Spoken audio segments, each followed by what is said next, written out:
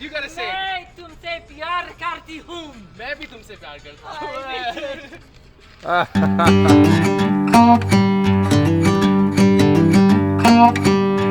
Today we're here in Pioneertown, California, a small town situated just outside of Joshua Tree National Park in the Yucca Valley.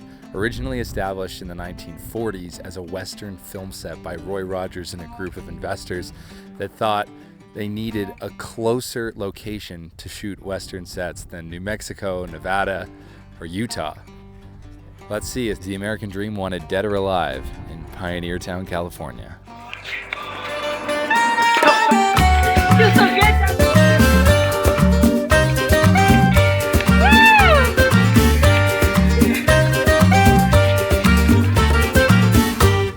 Excuse me, sir. Excuse me. Is the American Dream dead? I don't think there's really like a solid consensus of like a singular American dream, which I think is kind of problematic. You can make something of yourself, but the reality is I mean, this isn't like, my parents' generation where they went to college for like, they got a degree for like $10,000, Mm-hmm. I mean, I graduated college, $50,000 in debt at a 12% interest rate. And for someone being 22 years old, that's like astronomical odds. I mean, like that like defines your future. The American Dream is kind of yours to define, right? Someone trying to do finance for a big Fortune 500 company, there's that, to the drifter floating around the West, the dream's alive. I think trying to define something is like in terms of like a ladder climb. I think that's very dangerous. The term would be Procrustean. Procrustes was a Greek god, and if you were too long for his table, he'd cut off your limbs. And if you weren't long enough, he'd stretch you to form. Trying to take an idea like the American Dream and trying to fit everyone to the same sort of definition of that isn't actually evidence of a free society. That doesn't give people the freedom to determine meaning and value on their own. Do you love where you're from? Portland could spit in my face and I'd still love it. If there was one thing you had to say to Americans, what would it be? It doesn't matter like what side of the aisle you're on. It doesn't really matter your background. We're all human beings, and we all have dignity, and we all deserve respect. Water molecules do not bond with each other because of ideological differences.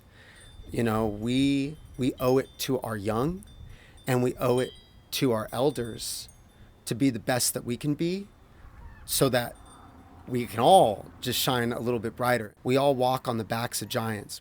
Whether it's Willie Nelson or if it's Dr. King, if it's Lou Reed and the Velvet Underground, if it was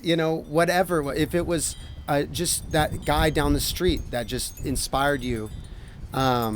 We walk on the backs of giants, and now's the time for all of us, I don't care how old you are, to step into the giant that's inside you, so that we can be the giants for the next generation. Is there a place that you would recommend us going around here where we could find other people that would be interested in talking about this? I think a cool spot would be Garth's Boulder Gardens. It is an intentional community. There's a long spirit of taking in people, usually temporarily. Yeah. But just for those that are wandering and exploring the American Southwest. I never met Garth. There was a space for everyone at his table. Mm-hmm. And I think that space for everyone is part of what makes the American experiment so beautiful. Yeah, incredible. Thanks. Yeah. Well, we're going to have to check that out. Thanks, Aaron.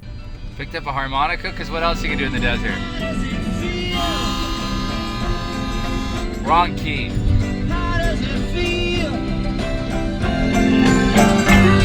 To be on your own.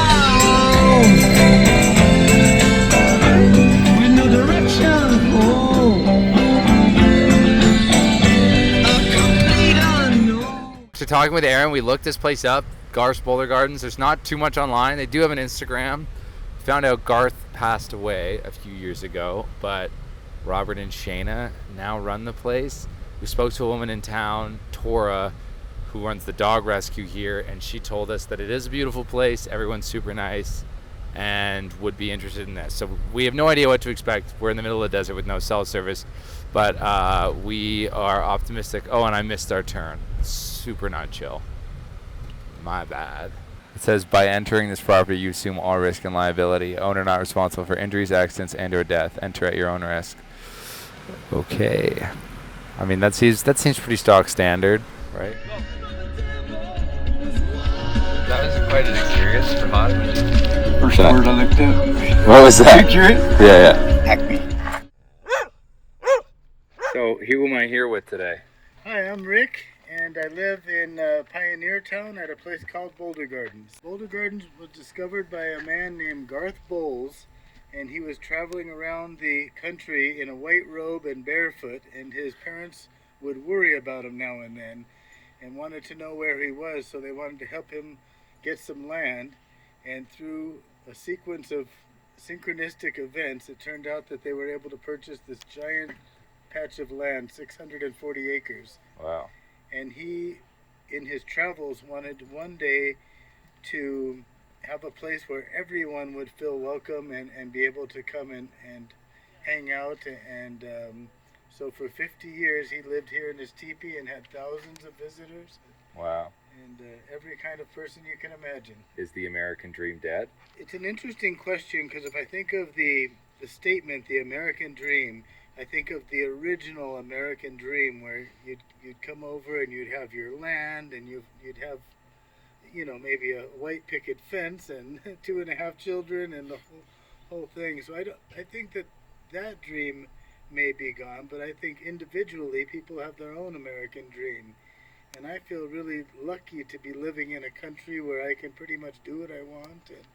And I like to work, and I like to relax and do nothing sometimes. And I have the freedom to do that. And it's a nice thing. I can charge whatever I want for work, and or just not work at all if I want. It just anything goes. Yeah. And I think I'm pretty lucky.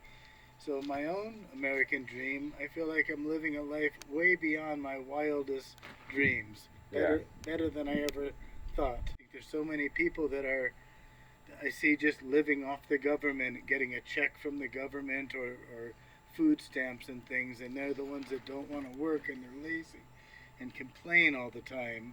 And they are the ones, I think, that say that the American dream is dead. There's nothing left. So I think it's all in the Individual. Yeah. Rick has an American dream unlike any we've seen so far. He's been coming to Boulder Gardens for 25 years, lived here for over 10, and the relationship that he has to this land and the creatures that inhabit it is unlike anything you can imagine. He's friends with the 11 rattlesnakes that live on the property. He picks them up, puts them on top of his hat, drinks water with them, and hangs out with them all day. He's raised over 10 peacocks since they were babies, takes them on hikes. It's amazing. You pick them up and pet them and whatnot? Pick them up and take them on the motorcycle for rides and on my e-bike. And I take them hiking for 4 miles, sitting on my shoulder the whole time. Wow. And they can run or fly, but they just love hanging out. It's an amazing thing. They can fly? Yeah, sure. Wow. Not so sure. Just got But they're not. Gosh. Somebody has changed my language Wow. intentionally and I believe nefariously. So I was like, I'm just going to get dictionaries from this time and that time and that time and just see what the definitions are of this word or that word. So this is 1840? 1848. 1848. No Webster. Wow. Great American. Yeah, no kidding. An American dictionary of the English language. Check it out. 1848 at the bottom. Wow. This is original. That's pretty awesome. Thank you for showing us. Yeah, I encourage you to look stuff up in the dictionary, not Not on Google. Google. Yeah. For instance, if you look up a word like a controversial word, Yeah. might start with an R. Then look it up in Google, you'll see 17 or 18 definitions of hate Yeah. and separation or division. If you look at the 1964 version, this one, look up racist. It says a person who identifies with their race. Wow. There is no second definition. Is the American dream dead? The American dream is in the process of dying, and transforming. Okay. I feel like tell me about it's that. Well, it's kind of like a snake swallowing its tail. It's still alive, but it's having to consume itself in order to become something new. I went to very elite schools growing up, and my parents definitely had aspiration. They thought, you know, I had all the right things going on to end up making a lot of money and all this stuff. And so when I decided at the age of 23 that I was going to move to the wilderness, not this wilderness, but in New Mexico, I moved to the wilderness, where I ended up living off-grid for 23 years, 7 river crossings from the nearest road. Wow. My parents were like, oh my God, what are you doing with your education? Yeah. But I learned more in the first 2 months in this river canyon than I felt like I learned in 4 years of college. I left this sort of semi-community that I lived in New Mexico, which wasn't a real community because it was just me and my ex-husband, and we had another wife. It was a three-way marriage. And her daughter and some helpers that would come in and out. So it was sort of community-like, but it was much more like hierarchical, even though like here we have a leader, you know, Robert is our leader. He makes a lot of the main decisions, but we work together and like we share a refrigerator. I mean, like I would say that this refrigerator symbolizes the American dream that I'm living like really beautifully. I mean, it's full of abundance, and any one of us can go in here and make an incredible meal just from, and if somebody has their name on something, you don't touch it. But most of what's in here is usable by anyone. And we have eggs from our chickens, we have collard greens that we grew ourselves, we have squashes that we grew ourselves in the desert, you know, like this is a dream. We have things we have places we want to go together on our board. People sit around playing Playboy Mansion. Playboy Mansion, Big Bear boat trip. We have a piano in our kitchen. Yeah. And you play the piano? So many of us here play the piano. Wow. I barely play the piano, but like lots of people here play the piano.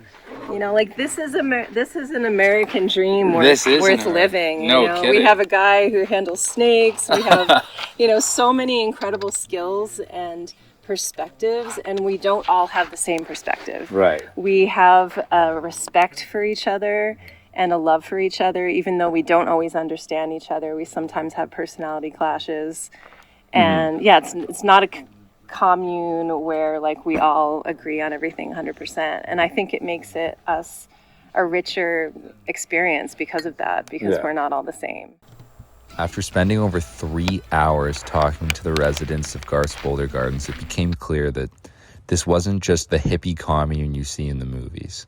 This was an intentional living community of people living out their own American dreams, uninterrupted by the hustle and bustle of life in the cities, living in harmony with the nature around them, set amongst the boulders of a beautiful desert night. Okay, so when Prahaan and I first started talking about this, we decided to like try and plan it out and book shows and do all this stuff. And like we booked the one show in Bishop and nobody else really got back to us after relentless follow-up.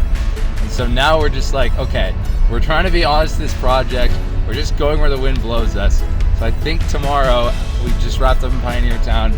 We're gonna go to Utah. Why? Because it's there. You know, it's right there. It's only 6 hours away. Anyways, More like a month now. see us in the next video. So like, subscribe, and let us know in the comments below what's your American dream.